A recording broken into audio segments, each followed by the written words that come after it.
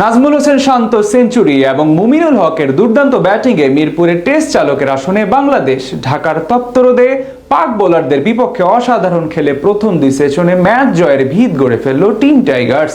শুরুতে দুই ওপেনারের উইকেট হারালেও শান্ত মুমিনুল মিলে রানের পাহাড় তৈরি করেছে সফরকারীদের বিপক্ষে।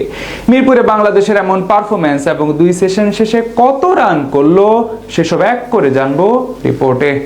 শুরুর ধাক্কাটা যত তীব্র ছিল, পরের প্রতিরোধ ততই মজবুতভাবে আসে বাংলাদেশ ক্রিকেট দলের কাছ থেকে। মিরপুর শেরেবাংলা ক্রিকেট স্টেডিয়ামে প্রথম দুই সেশন শেষেই চালকের আসনে পৌঁছে গেছে টিম টাইগার্স। অধিনায়ক নাজমুল হোসেন শান্ত ও অভিজ্ঞ মুমিনুল হকের দুর্দান্ত ব্যাটিংয়ে এখন রানের পাহাড়ে স্বাগতিকরা। বলা চলে প্রথম দিনেই ম্যাচ জয়ের ভিত মজবুতভাবে গড়ে ফেলল শান্ত বাহিনী।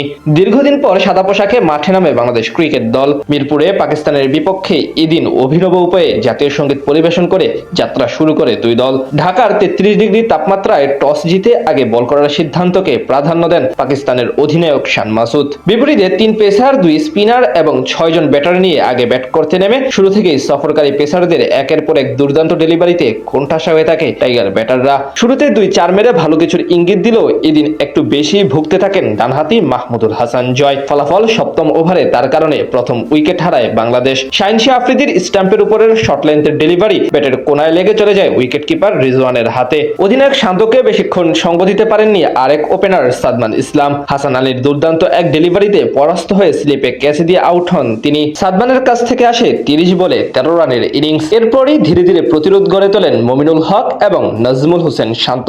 দুজনে নিজেদের স্বভাবসুলভ অ্যাপ্রোচে ব্যাট চালাতে থাকেন পাক বোলারদের বিপক্ষে। 25তম ওভারে ইনিংসের প্রথম ছক্কা হাঁকান শান্ত।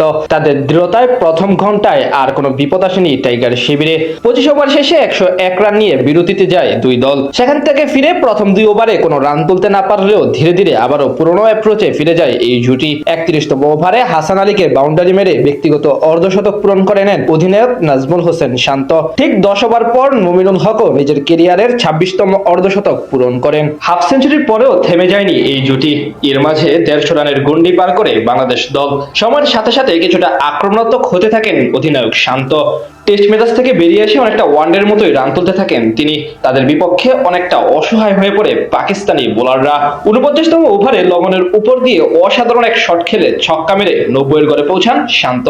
খানিক পরে বাউন্ডারি মেরে সেঞ্চুরি পূরণ করেন নাজমুল হোসেন শান্ত, যেটি টেস্ট ফরম্যাটে তার 9ম শতক। যদিও এরপর আর বেশিক্ষণ টিকতে পারেননি এই ব্যাটার। একটু পরেই এলবিডব্লিউর ফাঁদে পড়ে বিদায় নেন তিনি। তার বিদায়ের পরও এখন অব্দি বেশ ভালো অবস্থানে বাংলাদেশ দল। বলা চলে শক্ত অবস্থানই গড়ে দিয়ে গেছে টাইগার কাপ্তান।